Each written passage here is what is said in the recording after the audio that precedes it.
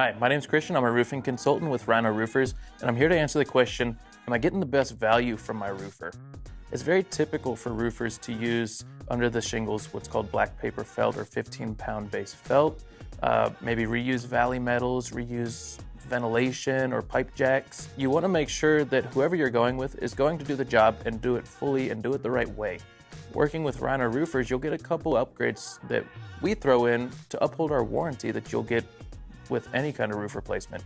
And a couple of those upgrades are your underlayment. It's going to go from what's currently probably a black paper felt to using a synthetic underlayment, which is a tarp-like material that's going to prolong the life of the roof, allow the roof to breathe, and God forbid down the road you have a couple shingles fall off, you're going to get a longer extended warranty period from that underlayment to get the problem addressed. Our standard warranty on our underlayment is 90-day direct UV exposure.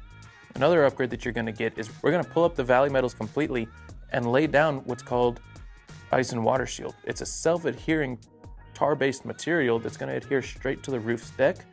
Now that's important for you because in South Texas, when it comes to using valley metal or any metal on a roof in general, as the metal heats up and cools like it does typically in a South Texas standard day, gets up to upwards of 80, 90 degrees, and could fall down into the 50s or 60s at night, that metal is going to naturally expand and contract. As it's doing that, it's going to move those nails upwards that holds that metal down and cause problems to the shingles. This ice and water shield is very, very beneficial to a homeowner because it's going to adhere straight to the deck, no nails required, and it's not going to flex as it heats and cools.